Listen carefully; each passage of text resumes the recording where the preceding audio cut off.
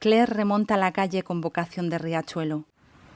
Busca la calle del Calvario mientras piensa en la costumbre española de poner nombres católicos y truculentos a las calles de un barrio en el que conviven tantas confesiones diferentes. Se deja sorprender por los colores de lavapiés, que están más en la gente que en los muros, aunque últimamente predomina el azul policía y el gris del miedo en los pocos vecinos que se dejan ver. Llega a su portal. Si se apresura, le dará tiempo a cocinar, comer y comentar con la profesora Leferrán. Eso la devuelve a Toulouse, y Toulouse a Roland. Pero no quiere pensar en Roland, no quiere llamar a Roland, aunque ahora que la lengua prestada la ha vuelto niña, descubre que Roland rima con felicidad. Pero no rima conmigo, ya no, y se sacude la cabeza recuperando su sonrisa nueva. La escalera de madera con los peldaños gastados de tantos pasos y tantos años parece más empinada que de costumbre, y Claire se dice que si sube y baja los 5 pisos 3 o 4 veces por día, podrá ahorrarse la cuota del gimnasio. Claire abre la puerta casi sin aire, la cierra y pasa a los 2 cerrojos. El piso es poco más que un estudio dividido apenas por la estantería que oculta el dormitorio. El anuncio de la inmobiliaria prometía un ático, pero en realidad es una buhardilla con vistas al mar de tejados irregulares que conforman un paisaje rojizo desteñido que, según el día, le provocan nostalgia o ternura. Lleva solo un par de meses en Madrid y ya se siente parte de la ciudad. Claire desenvuelve el jamón y lo deja respirar. Separa una loncha y cierra los ojos. Sabor, piensa Claire en español, y no piensa más, porque un filo de hielo le cercena la garganta.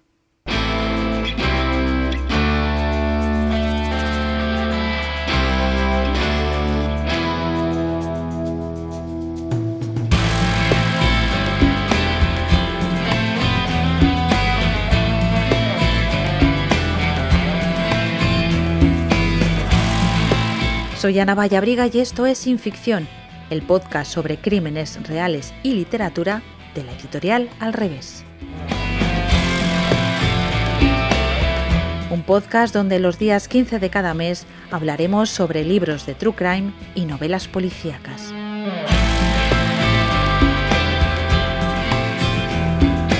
Sin Ficción es la colección de libros de Al Revés que aborda crímenes reales escritos por periodistas y criminólogos. Está dirigida por la periodista y escritora Marta Robles. Tienes más información en alreveseditorial.com.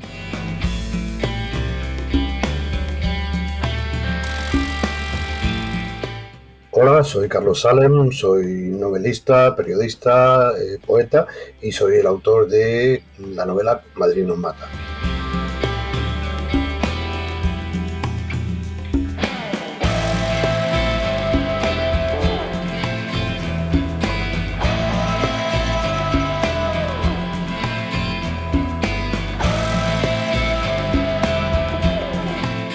Bienvenido, Carlos. Pues muchas gracias por invitarme. Bueno, Madrid nos mata es una novela, una segunda parte de Los que merecen morir, aunque se pueden leer de manera independiente. Es un libro que tiene un arranque impresionante, ¿no? Que es el asesinato de varias ancianas degolladas, mueren degolladas en el barrio de Lavapiés en Madrid, y el asesino las deja mirando hacia la Meca. Sí, es una serie de asesinatos simbólicos, o aparentemente simbólicos, no vamos a hacer mucho spoiler, pero sí que ponen a prueba la fragilidad de la aparente convivencia maravillosa que hay en Lavapiés, en el barrio de Lavapiés, que es un barrio muy mítico, muy de mucha convivencia, muy multicultural, pero que todo ese tipo de cosas está muy sostenida, te diría yo, por los pelos, por alfileres. ¿De dónde surge la idea de escribir esta novela?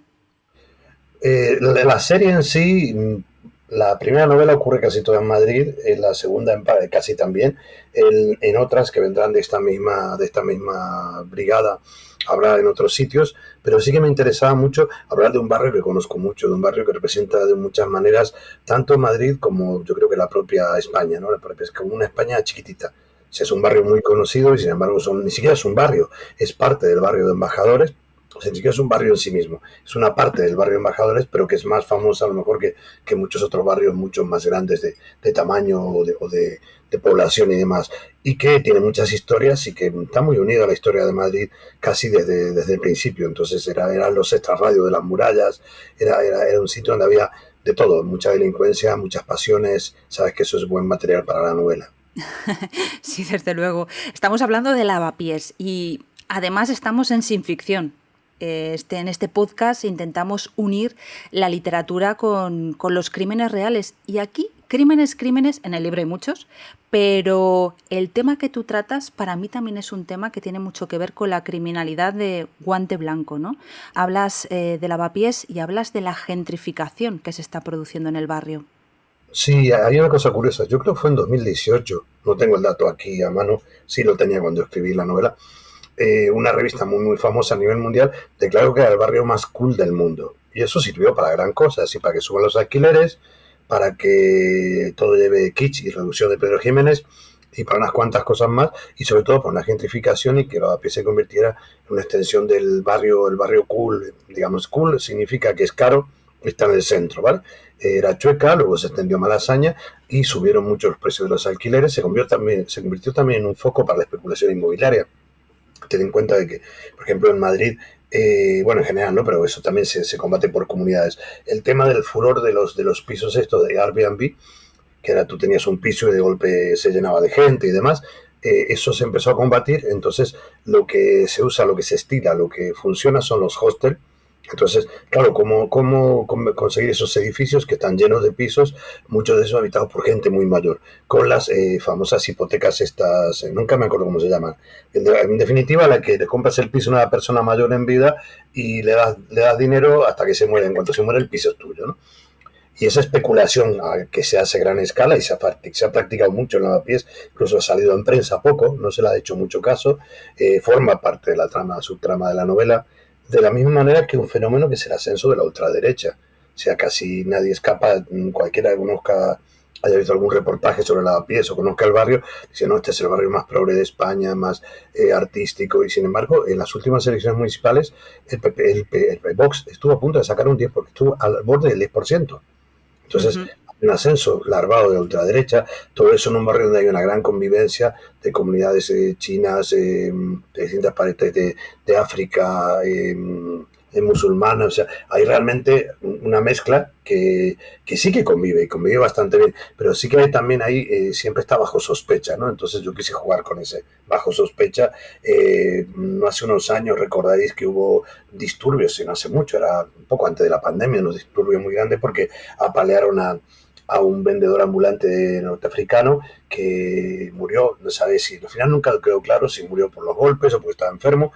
El caso es que hubo grandes revueltas en la plaza, policía. Aparte es muy gracioso, durante mucho tiempo tú veías en Lavapiés, que si lo conoce cualquiera que haya pasado por Madrid, es un barrio de calles estrechas que bajan todas de Tirso de Molina hacia Embajadores, la policía a caballo, que el tuvieron que hacer porque la policía eran más grandes las mierdas de los caballos que los sitios para aparcar.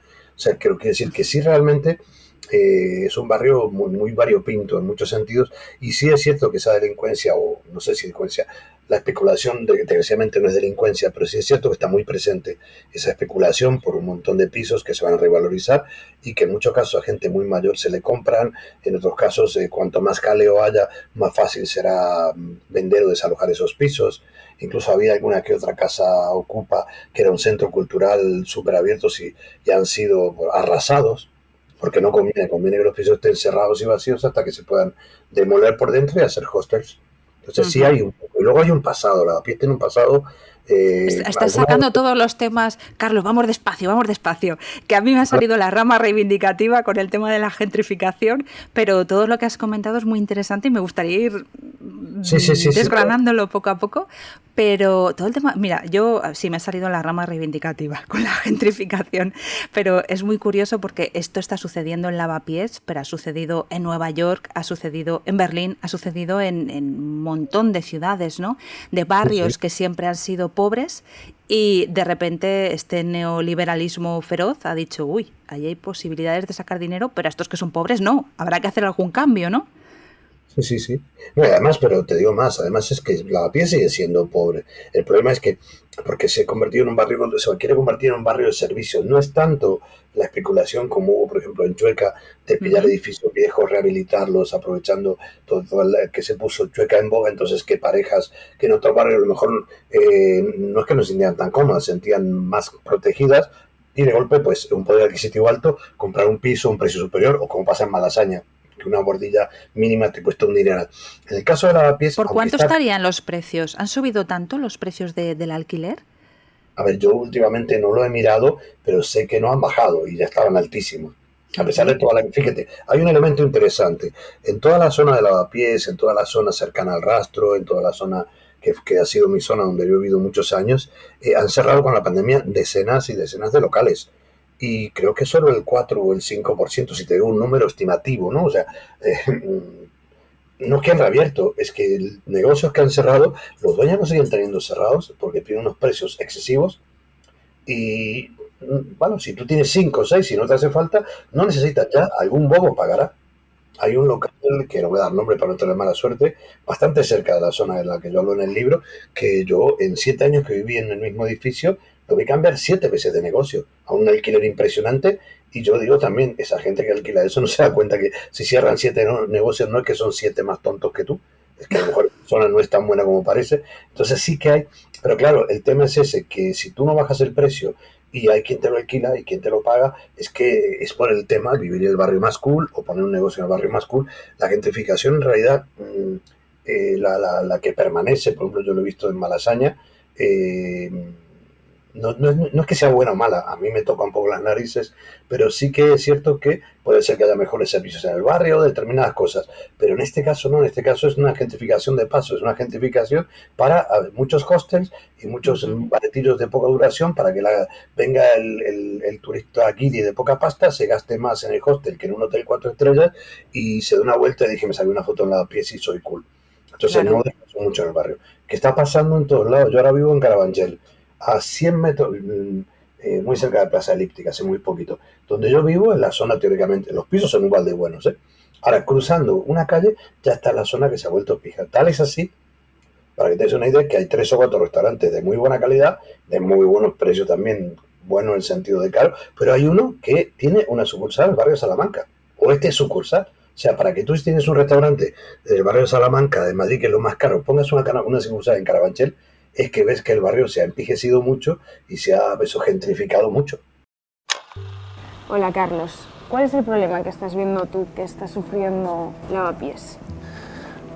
Para nosotras, que somos gente que venimos trabajando mucho tiempo en ámbitos vecinales de Lavapiés, lo que está ocurriendo es el final de un proceso muy largo que empezó en torno al 96-97, sobre todo en Lavapiés, con el plan de rehabilitación. Y ahora vamos a hablar con Larisa, la dueña de un bar histórico aquí en Lavapiés, el Museo de la Radio. De repente me llama mi madre y me dicen, no te lo vas a creer. ¿Qué? ¿Qué ha pasado? Acaban de mandarnos una carta de que tenemos que desalojar el mes que viene todo, que incluye este bar, 60 años de bar, junto con mi casa, que yo en mi casa llevo 20 años también viviendo. Nos pusimos en contacto con ellos, la verdad que nos costó mucho ponernos en contacto con ellos para decirles, oye chicos, es que esto no se puede hacer de un día para otro. Y entonces, bueno, pues es que ha sido como un jarrón de agua fría, ¿no? Ha sido un... Madrid se vende totalmente, esto es indignante. Lo que quieren es pues, un Starbucks, me imagino, o un McDonald's, no lo sé. Es que ya no hay barrio, no hay comunidad, no hay... O sea, esto es dinero. Lo único que va a ser es un barrio de maletas, maletas para arriba, maletas para abajo, maletas para arriba, maletas para abajo. Ese edificio es un edificio de intervención muy fácil para un capital inversor. Está todo agrupado, llegas, lo compras y decides cuál es el tipo de renta que vas a obtener, el beneficio máximo. ¿Qué es lo que nos sobra? Nos sobran los vecinos que pagan 450 pavos. ¿Qué podemos obtener? Podemos obtener en vía de alquiler 1.200 o 1.300 pavos por cada uno de los pisos que tenemos. En vías de explotación turística se pueden obtener más rendimientos, pues se hará eso, ¿no? Que al final la gentrificación no es más que echar a la gente que vive en ese momento en el barrio y que venga pues ese relevo, ¿no? Por gente con más dinero o en este caso, aunque sean turistas, digamos, dispuestos a gastarse poco dinero, pero vienen en masa. Sí, sí, además es que en el caso de Lavapiés en concreto todavía queda una población de gente muy mayor, que bueno, cada vez queda menos porque van falleciendo, y esa población de gente muy mayor, esas viejitas que yo pongo que matan en la novela, no las han matado en la realidad que yo sepa, por supuesto, ¿vale? Pero sí que es cierto que es un contraste muy grande. Yo he llegado a conocer una señora que compraba en la misma carnicería que yo, tenía 90 años, y el señor estaba encantada con que hubiera tanto colorido, que pasaban los negros con la batucada, le encantaba, porque decía, el barrio antes era un aburrimiento, y si se moría alguno en una tontería, mataba a alguien, en los 40, la época de la posguerra que ella vivió, pues lo tiraban para abajo y ya está. O sea, quiero decir, realmente convive, hay una mezcolanza muy interesante, pero al mismo tiempo muy complicada de establecer y de mantener, ¿no? Sí, además es muy interesante porque dices, en Lavapiés realmente, a pesar de lo que pueda parecer de esta multiculturalidad o interculturalidad que pueda haber, es un barrio relativamente tranquilo. Y hablabas de ese pasado que a ti te atrajo tanto, ¿no?, del barrio para hacer, bueno, para que sea casi un personaje más dentro de la novela. Es que yo, un pequeño inciso, varios compañeros y compañeras seguramente mejores que yo y más listos y más cultos han intentado hacer novelas que expliquen el barrio, y a mí me parece que eso siempre es un error, porque los barrios le pertenecen a todos los que vivimos o amamos en ellos o pasamos por ellos. Por lo tanto, pretender explicarlo por completo es un error que ningún novelista debería cometer con nada. Yo me limité a utilizarlo, como tú dices, como personaje de fondo, pero indagué. Siempre apuesto mucho para que investigar mucho más de lo que parece. Porque siempre me ha parecido pesado el novelista que investigue, porque si ha tirado 5 años te tiene que soltar toda la chapa durante el libro. Es tu problema. Si has investigado 5 años para poner una frase y que esa frase sea correcta, bien que ha valido. Pero sí es cierto que hay cosas muy chulas. Por ejemplo, hay una calle famosa que es la calle del Sombrerete, que se llama Calle del Sombrerete, tenía otro nombre, pero solo porque hacia el 1800 y muy poco, pues apareció un ahorcado, un señorito aparentemente, porque tenía sombrero. Entonces, siendo un lugar donde a lo mejor, digamos, le iban a aparecer ahorcado en la calle, ¿no? O sea, colgando, entonces nadie le robó el sombrero porque podía ser como una maldición. Tampoco supo nadie quién lo mató, ¿vale? Ni por qué lo ahorcaron. Pero sí que hay una serie de pequeñas historias de crímenes, en muchos casos leyendas, en otros no. Incluso el propio nombre del barrio es un misterio. Hay muchos historiadores que le dan distintas clases o se inventan distintas clases de orígenes, pero en realidad no se sabe a ciencia cierta por qué se llama. Hay quien decía, por ejemplo, durante muchos años se decía que era porque había una sinagoga y se lavaban los pies antes de entrar. Pues nunca hubo una sinagoga en Lavapiés, hasta por lo menos en historiadores muy serios. Eso fue una de las tantas cosas que se inventaron, ¿no? Sí es cierto que el agua baja, y esa agua que baja, porque son calles que descienden, todas confluyen hacia Embajadores como en un triángulo. Claro, sí se decía también que cuando llovía, como era un barrio de pobres, los que estaban en la parte de arriba decían, por fin se van a lavar los pies. Había como todo a muy pocos cientos de metros de la Plaza Mayor. El propio Rastro, que es un ícono del barrio y de la zona, y el Rastro, que es mundialmente famoso, es un mercadillo que ha llegado a tener 4.000 puestos, tiene como desde tiene como 500 años de historia, una barbaridad, sí. O sea, tiene muchos años de historia, 400 años de historia tiene el Rastro. El Rastro es que estaba el matadero cerca, y como estaban las tiendas de desguace, de despiece de las pieles, de todo ese tipo de trapicheos que había, de negocios que había, entonces se pasaban los carros con las reses, y al rastro de esa calle, Ribera de Curtidora, donde estaba ese negocio, al rastro de esa sangre a cada lado, se empezaron a poner, sobre todo gitanos en aquella época, a vender cosas. Algunas robadas, según decían, otras que no. Luego comenzaron a poner botones, y luego comenzó. Entonces siempre hubo en torno a esa zona de Lavapiés un gran mercachifleo de muchas cosas. No es que ahora lo haya, seguramente no. Pero en aquel tiempo, de cosas robadas, de cosas, o sea, siempre hubo, como hay cuando hay muchísimo pobre, pues de alguna manera hay que ganarse la vida, ¿no? Entonces sí que hay como un pozo. Y luego hay, por ejemplo, una calle, la famosa calle del Carnero, que también es otra, no, calle de la Cabeza, que es la calle de la Cabeza. Seguramente no es ese su origen, pero muchos historias. Hay una leyenda antigua que dice que en esa calle, que llamada de otra manera, vivía un señorito, de los pocos que habría en el barrio, y que su criado lo mató, le cortó la cabeza y se hizo pasar por él. Estuvo varios años en sus posesiones en Andalucía, y que volvió haciéndose pasar por él años después, y que un día fue al Rastro a comprar una cabeza de carnero, creo que era o de cordero, para asarla, y que lo pararon los guardias porque la cabeza sangraba, o estaba ya llegando a su casa, ¿no? Y que al abrirla, dentro de la bolsa estaba la cabeza de su amo cortada y que por eso le pusieron calle de la cabeza. ¿Verdad? Obviamente no. Pero sí que es cierto que todo ese tipo de congregación de gente con pocos recursos y mucha imaginación daba para, y mucho delito que hubo. Hubo una época que sí hubo mucho delito, hubo una época que hubo mucha droga. Es un barrio que ha pasado por casi todo lo peor. Casi te diría que la gentrificación de momento es lo menos malo, pero tampoco me gusta. No, porque bueno, implica ese clasismo, ¿no? Aparte, las mejoras del barrio no tienen que pasar por ese echar a la gente del barrio. Pero bueno, oye, esa historia de la cabeza parece un poco sacada de Poe, casi.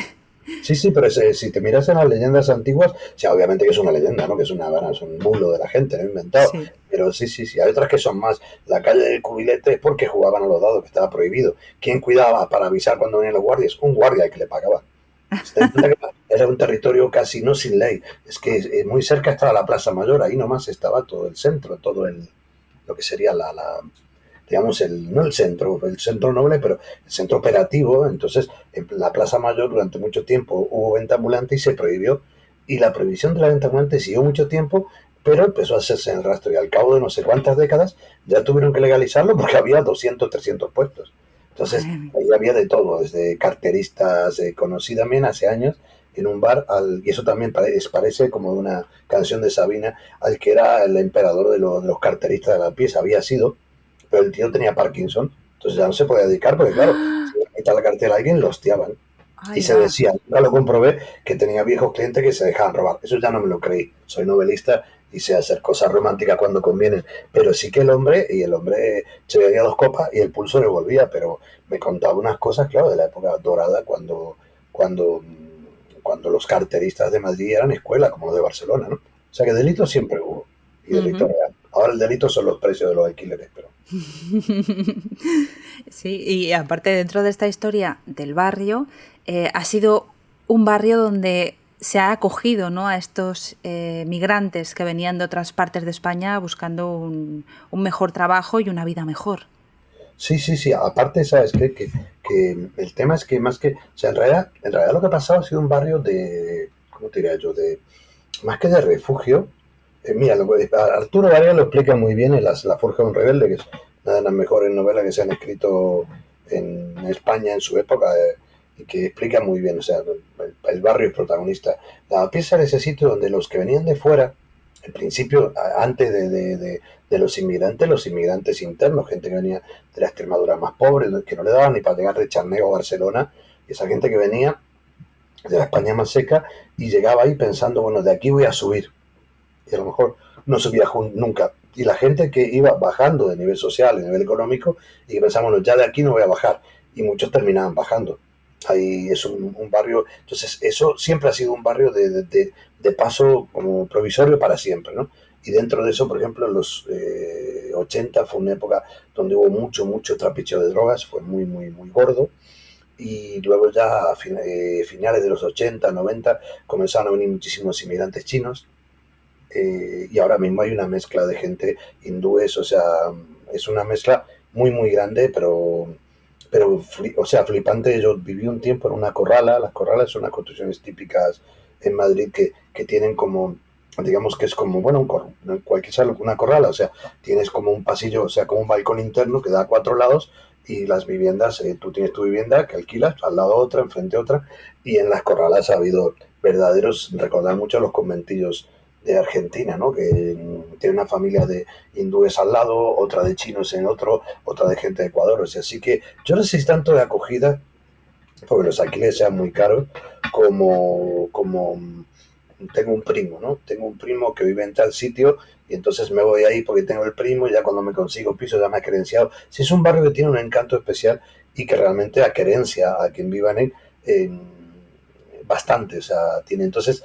Porque sería mucho más barato vivir, por ejemplo, en otros barrios que en Lavapiés, o menos personas en un piso. Sin embargo, tiene un encanto particular que todavía nunca he tenido que explicarlo, en tantos años que he vivido, y ahora que vivo un poco más lejos, a ver si con perspectiva lo puedo descifrar. Oye, esto para mí, que conozco poquísimo Madrid, la verdad, he estado varias veces, pero no conozco demasiado.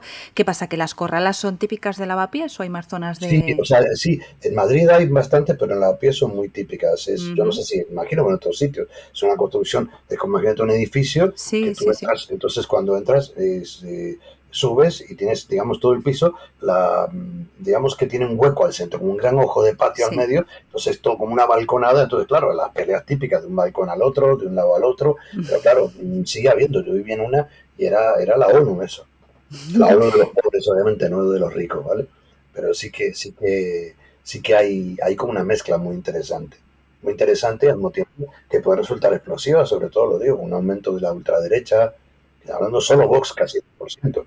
A eso quería ir, porque fíjate, estás planteando un barrio, bueno, aparte de lleno de hostels últimamente, es un barrio donde ha ido, pues eso, gente a buscarse la vida de la nacionalidad que sea, que no lo asociarías a un auge de la ultraderecha. Y sin embargo, la ultraderecha está encontrando eco, resonancia en las poblaciones más desfavorecidas. ¿Por qué? Sí, fíjate que yo creo que, a ver, esto es una teoría mía, ¿vale? No de la novela, ¿vale? Que es lo siguiente. Yo creo, y siempre lo he pensado, que el ser humano es un poco cabrón, ¿sabes? Muchas cosas. Entonces, fíjate que, por ejemplo, cuando estando gobernando Zapatero, una ley de inmigración que apoyó muchísimo la inmigración y demás, las elecciones las gana el PP. O sea, no las gana, pero tiene una gran subida del PP en varios sitios, en varias partes llenas de inmigrantes de Lavapiés, tienen varios colegios electorales, tiene mayoría del PP, aunque ahí casi todo el mundo que votaba era ecuatoriano. Entonces tú dices, ¿cómo puede ser? Hablando con un amigo que era de Ecuador y me dice, ¿sabes qué pasa? Dice, yo no, pero es que no lo he hecho porque tengo vergüenza, pero claro, yo llevo aquí 5 o 6 años y hay mucha gente que dice, yo escucho a compatriotas míos diciendo, oye, ya hay demasiado de inmigrantes, es que yo soy inmigrante también. Quiero decir, ¿a dónde se acaba? Se acaba, o sea, tiene que haber una apertura para mí, no para los que vengan. ¿Por qué? Entonces, porque quien tiene algo lo quiere conservar y se vuelve conservador, me dijo este amigo.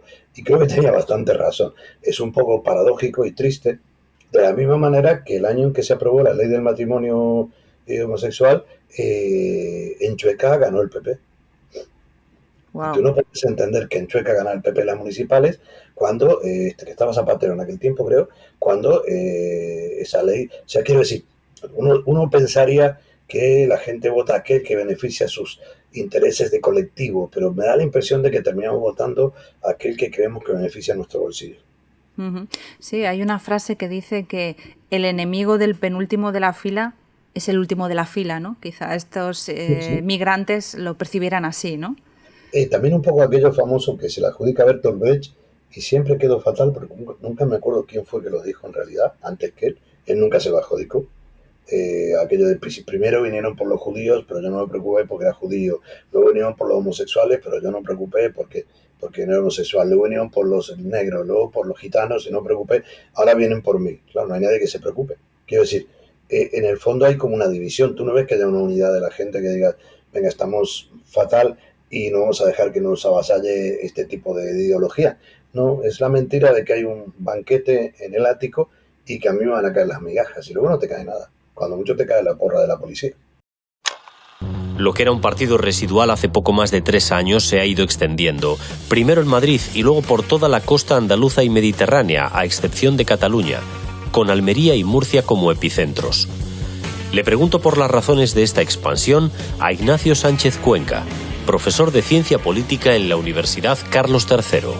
Entonces hay algunas investigaciones que muestran que la inmigración africana se asocia al voto a Vox solo en aquellos territorios que tienen un pasado histórico más derechista, es decir, que a lo mejor apoyaron al bando nacional en la guerra civil, y los investigadores han utilizado un indicador muy curioso que es la presencia de calles con nombres franquistas en los municipios.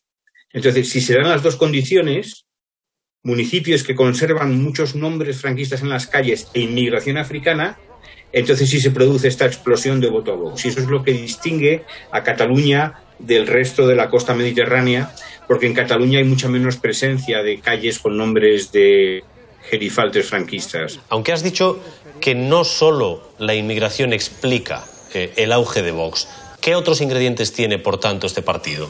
Pues la crisis catalana.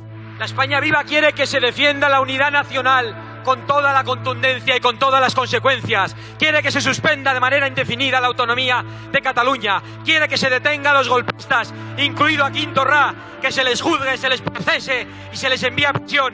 La crisis catalana es el detonante que explica de la mejor manera posible por qué antes de 2017, con la misma inmigración, no había voto a la extrema derecha, y después de 2017 el voto a la extrema derecha aparece en las elecciones generales, bueno, aparece por primera vez en las elecciones andaluzas de diciembre de 2018 y luego en las dos generales de 2019. Por tanto, Ignacio, esa reflexión explica también por qué Vox no acaba de cuajar en Cataluña, en Euskadi, en Galicia, en aquellos territorios donde hay una identidad propia más o menos fuerte, ¿no? Efectivamente, yo creo que esta regularidad es muy llamativa, porque el apoyo a Vox funciona fundamentalmente a partir de una conciencia españolista, de una identidad muy españolista, ¿no?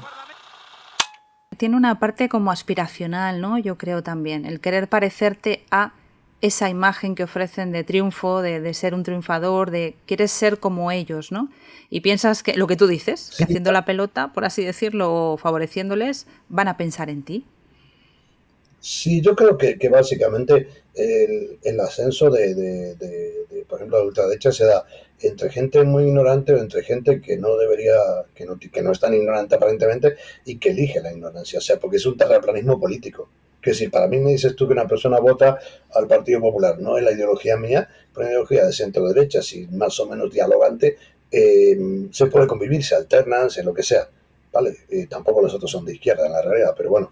Quiero decir, pero esto es como un extremo extraño, es un extremo que no tiene ninguna clase de cálculo, que no hay ningún proyecto, que no hay nada más que cuatro consignas, una cosa a lo Trump, ¿no? Uh-huh. Gente que están como orangutanes, ¿no? Como, ¿sabes? O sea, no hay una cosa, claro, es un terraplanismo político en el sentido de negar la realidad. A mí me puede decir que si mañana hay un gobierno del PP y hace cosas buenas, yo como ciudadano tengo que decir, mira, no me gustan, pero esto lo han hecho bien. Y lo mismo los del otro lado si lo hacen los otros. Eso es la base democrática, porque nadie tiene la bola de cristal, pero en la realidad, esto otro es como decir burradas y con la burrada que otra gente repite la burrada, ya está, como lo dice el sesgo de afirmación de que lo dice un montón de gente. Pasó como cuando las vacunas o tanta tontería de gente que decías, ¿cómo puede ser esto? Pues yo creo que eso sí es bastante criminal, porque eso embrutece. Y eso embrutece a la masa, y la masa es muy peligrosa. Uh-huh. Sí, eso lo has dicho en alguna ocasión, ¿no? Que tú confías en los individuos de uno en uno. Sí, incluso en la novela hay algo de eso. Hay un momento en el que distintos sectores del barrio y de la ciudad se ven escandalizados por lo que está pasando, por distintos tipos de muertes en distintos sectores que están pasando en lavapiés, y hay quien quiere sacar rédito político, y entonces de golpe empiezan a confluir una manifestación por distintas calles, columnas de distintas, que pueden terminar a palos, o sea, en lugar de si vamos a juntarnos para defendernos, puede terminar eso en volar por los aires todo un barrio, ¿no? Y toda una ciudad y todo un país, y eso sí que creo que tiene que ver un poco, espero que no ocurra, que sea solo fruto de imaginación, pero sí que tiene que ver con una ignorancia política grande. Es decir, yo no es que tenga razón, es que yo no puedo negar que cuando hay un pensamiento político razonado y razonable, puedo estar en contra de él, puede parecerme poco solidario, pero no lo puedes autorizar diciendo, no puede ser futbolera la política ni nada de eso. Entonces, ese tipo de cosas son las que confluyen en este tipo de crecimiento. O sea, no es casual que la ultraderecha ha subido tanto en sitios muy necesitados. Me decía, ¿cómo puede ser? Porque el que no tiene nada que perder, pues pruebo, ya ha pasado otras veces. Basta recordar aquí Luis Mateo. O sea, ahí que tenemos memoria, se nos ha vuelto, sabes que tú no naces aquí, pero llevo más de media vida aquí. Entonces antes decía, pasa como un poco con Argentina, en mi país de nacimiento. Con los años hemos ido adquiriendo memoria de pez. O sea, no nos acordamos de nada. O sea, hay gente de mi edad que le preguntas de Zapatero, de Aznar, y no se acuerdan de nada. O sea, es como, no hablemos ya de la gente más joven que parece que mejor no pensar ni o sea, no me acuerdo quién fue, que el otro día estaba escuchando a dos chicos muy jóvenes y que no tenían muy claro ni siquiera la guerra civil. No digo una opinión, digo en qué año era. Entonces, claro, realmente ese tipo de de ignorancia política, de desinterés político. Sí, imagínate si eso es en clase media, en una clase muy desfavorecida, se favorece eso. El lumpenaje va a ir con el que le prometa lo que sea si se lo cree. Y con todos estos mimbres, con esta gentrificación, con esta interculturalidad, con el auge de la ultraderecha, creas una novela que se llama Madrid nos mata. Sí, porque me parecía interesante jugar con la ciudad, con el alma de la ciudad. La ciudad es madre y la ciudad al mismo tiempo es diosa y pide sacrificios, como digo yo. De hecho, Madrid es una ciudad muy de acogida, lo ha sido siempre, hace siempre. Por lo menos los 30 años y pico que llevo yo en España, muy curiosa en un sentido de te recibe, casi no te pregunta nada. Claro que hay racistas, mogollón en todos lados, pero te recibe de una manera muy curiosa. O sea, no es querible por nada en particular, pero casi todos los madrileños somos de fuera y enamora mucho por esa contradicción, ¿no? Pero como toda gran ciudad también pide sacrificios y los obtiene a menudo. Entonces creo que ese fondo me interesaba, jugar un poco a la ciudad como protagonista, a Lavapiés como un reflejo de la ciudad y del país, y a esa difícil convivencia que puede estallar en cualquier momento, y a viejos rencores que hay por ahí también metidos en la novela, porque todo viejo barrio tiene muertos viejos y vivos viejos, viejos vivos y muertos viejos. Entonces hay como un juego, ¿no? O sea, basta a veces rascar un poco en sitios donde permanece la gente muchísimo tiempo para ver que hay heridas y dolores y olores de la posguerra que todavía siguen ahí.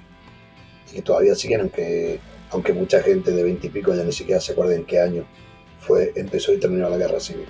Igual porque no terminó del todo. Recordad, Madrid nos mata, de Carlos Salem. Muchas gracias, Carlos.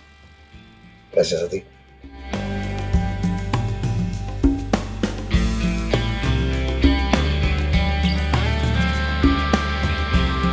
Los audios del podcast corresponden a los reportajes de Diario Público La gentrificación acaba con los más humildes y con el reportaje de ITV ¿Cuáles son las razones de la expansión de Vox?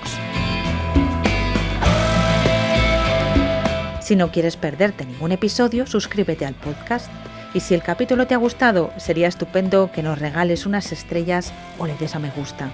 Ya sabes que estaremos de nuevo contigo el día 15 del próximo mes. Gracias por escucharnos y por leernos.